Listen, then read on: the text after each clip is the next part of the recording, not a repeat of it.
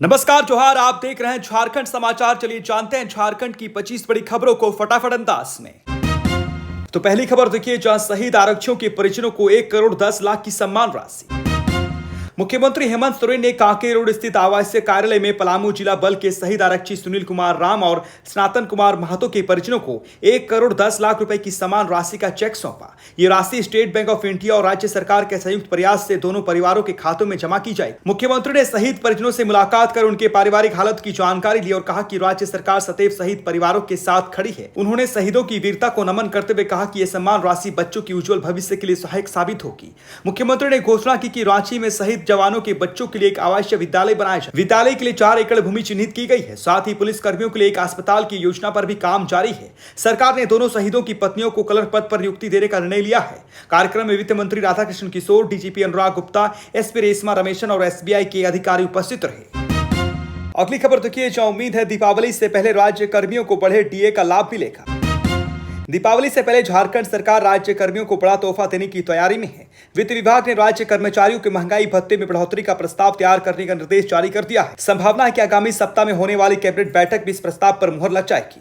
सरकारी सूत्रों के अनुसार इस बार महंगाई भत्ते में 3% की बढ़ोतरी की जा सकती है। इससे लाखों राज्य कर्मियों और पेंशन भोगियों को राहत मिलेगी। केंद्र सरकार ने हाल ही में दुर्गा पूजा से पहले अपने कर्मचारियों के महंगाई भत्ते में 3% की बढ़ोतरी की थी, जिसका लाभ पहले ही दिया जा चुका है। अब झारखंड सरकार भी उसी तर्ज पर कर्मचारियों को गिफ्ट देने जा रही है। दीपावली से पहले अगर कैबिनेट में प्रस्ताव पास हो जाता है तो बढ़ा हुआ महंगाई भत्ता इस माह के वेतन में जुड़कर कर्मचारियों के खाते में आएगा। अगली खबर देखिए, जहां हजारीबाग सेंट्रल जेल में बड़ी कार्रवाई। जेलर समेत 12 निलंबित हाई प्रोफाइल कैदियों से जुड़े आरोपों की जांच जारी। हजारीबाग सेंट्रल जेल में मंगलवार को प्रशासनिक कार्रवाई ने जेल महकामे में हड़कंप मचा दिया है। जेलर दिनेश वर्मा समेत 12 कर्मचारियों को तत्काल प्रभाव से निलंबित कर दिया गया है। इसके साथ ही पूर्व सिपाही अशोक शर्मा को बिहार के जहानाबाद से गिरफ्तार कर हिरासत में लिया गया है। उससे लंबी पूछताछ जारी है। सूत्रों के अनुसार जेल में सुरक्षा के लिए तैनात 6 भूतपूर्व सैनिकों की सेवाओं में भी समाप्ति कर दी गई है। जेल प्रशासन ने अभी तक निलंबन और गिरफ्तारी के कारणों पर कोई आधिकारिक बयान नहीं दिया है। जेल के अंदरखाने की चर्चा यह है कि कार्रवाई कुछ कैदियों को अनुचित सुविधाएं दिए जाने से जुड़े प्रारंभिक जांच रिपोर्ट के बाद की गई है।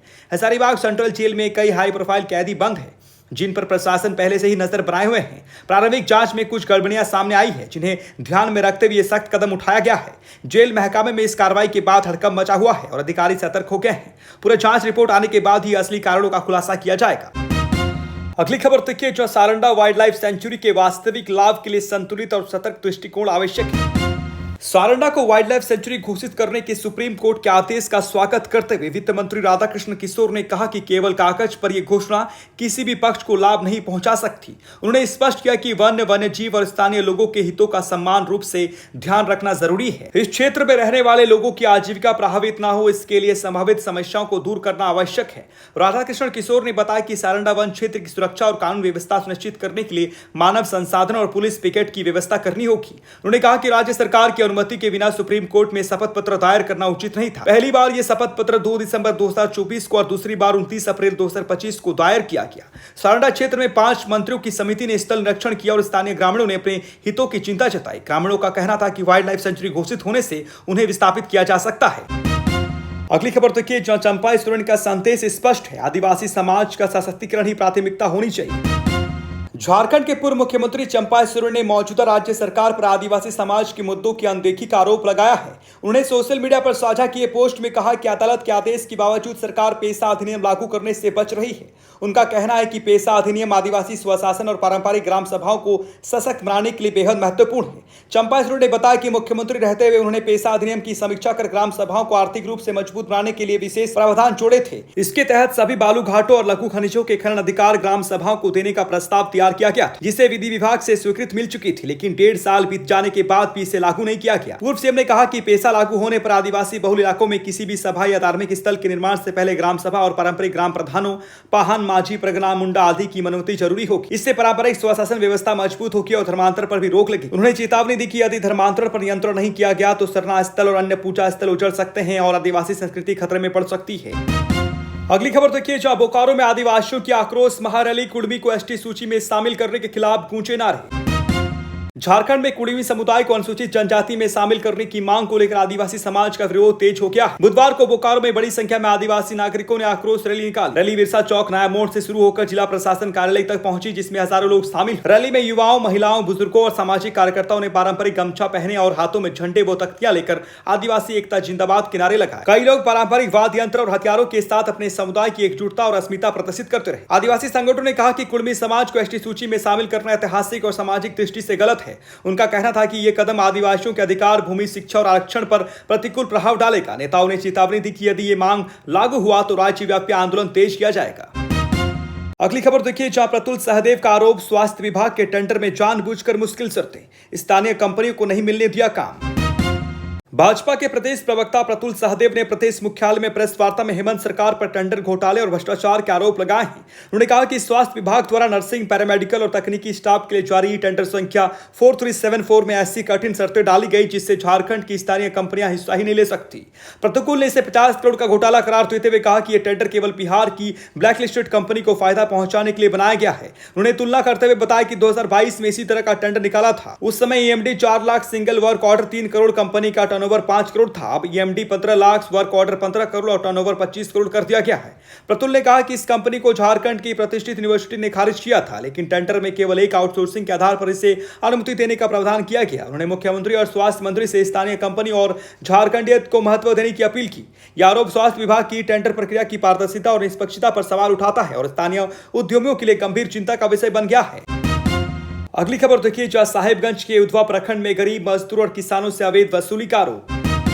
उधवा प्रखंड के बेगमगंज गांव के निवासी ने श्रम, रोजगार और प्रशिक्षण विभाग झारखंड सरकार को शिकायत भेजते हुए अधिकारियों पर गंभीर आरोप लगाए हैं। ग्रामीणों का कहना है कि कुछ सर्कल इंस्पेक्टर और कर्मचारी सरकारी सेवाओं के बदले 5000 से 1 लाख तक की रिश्वत मांगते हैं। ये वसूली दाग, खेसरा, सुधार, रजिस्ट्रेशन और म्यूटेशन जैसे बुनियाद सेवाओं के लिए होती है, जो हर नागरिक का कानूनी अधिकार है। शिकायत में बताया गया कि कई अधिकारी केवल ब्लॉक कार्यालय में हाजिरी लगाकर निजी घरों से बिचौलियों के माध्यम से काम करवाते हैं। जो लोग पैसे नहीं देते उन्हें डराया धमकाया जाता है और उनका काम रोक दिया जाता है, जबकि प्रभावशाली लोगों के लिए सभी कार्य प्राथमिकता से किए जाते हैं। ग्रामीणों ने इस संबंध में अनुच्छेद 14, 21 और 301 का उल्लंघन और भ्रष्टाचार निवारण अधिनियम 1988 के तहत अपराध बताया है। उन्होंने सरकार से मांग की है कि दोषियों को तत्काल निलंबित किया जाए, उच्च स्तरीय जांच किया जाए, बिचौलियों की भूमिका खत्म की जाए और डिजिटाइज्ड सिस्टम लागू कर पारदर्शिता सुनिश्चित की जाए। अगली खबर देखिए, जहां सड़क हादसे के 5 घंटे बाद भी नहीं मिला एम्बुलेंस, महिला की तड़प कर हुई मौत। खबर गुमला से है, जहां बुधवार की सुबह चैनपुर थाना क्षेत्र में एम्बुलेंस समय पर न मिलने के कारण एक महिला की मौत हो गई। जानकारी के अनुसार निवासी बिना रोटिया अपनी पत्नी कलावती देवी और 1.5 वर्षीय बेटी वर्षा कुमारी के साथ मंगलवार को हिंद मेला देखने गई थी। लौटते समय बुधवार सुबह 4 बजे कसीर के पास उनकी बाइक को पीछे से एक मारुति वैन ने टक्कर मार दी। घटना में दोनों पति पत्नी गंभीर रूप से घायल हो गया और सड़क पर गिर गए। वैन चालक घटनास्थल से फरार हो गया, लेकिन वैन का नंबर प्लेट सड़क पर गिर गया, जिसे पुलिस ने जब्त कर लिया। स्थानीय लोगों की मदद से घायलों को सुबह 5 बजे से अस्पताल पहुंचाया गया। डॉक्टरों ने गंभीर हालत देखते हुए पति पत्नी को रिम्स रेफर कर दिया। परिजन सुबह 5 बजे से लगातार 108 कॉल सेंटर में एम्बुलेंस की गुहार लगाते रहे, लेकिन उन्हें बार बार 15 मिनट, आधा घंटा और 1 घंटा का झांसा दिया गया। इस देरी के कारण महिला की जान बच न सकी। स्थानीय लोग प्रशासन की लापरवाही और आपातकालीन सेवाओं में व्यवधान पर सवाल उठा रहे हैं। घटना ने स्वास्थ्य सेवा की आपातकालीन तैयारी और समय पर एम्बुलेंस उपलब्ध कराने की गंभीर जरूरत को उजागर किया है।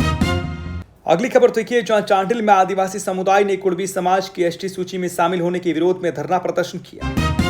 खबर सरायकेला खरसावां के चांडिल से है, जहां कुड़मी जाति को एसटी सूची में शामिल करने की मांग के विरोध में आज चांडिल अनुमंडल कार्यालय के समक्ष आदिवासी समुदाय ने जोरदार धरना प्रदर्शन किया। एक तीर एक निशान, आदिवासी एक समान के नारों के साथ हजारों आदिवासी लोग अपनी मांग और अधिकारों की आवाज बुलंद करते पहुंचे। आदिवासी सामाजिक संगठनों के बैनर तले यह प्रदर्शन आयोजित किया गया। कार्यक्रम की शुरुआत झारखंड के स्वतंत्रता सेनानियों की तस्वीर पर माल्यार्पण के साथ की गई। आदिवासी समुदाय ने एक सुर में कहा कि किसी भी स्थिति में कुड़मियों को एसटी सूची में शामिल होने नहीं दिया जाएगा।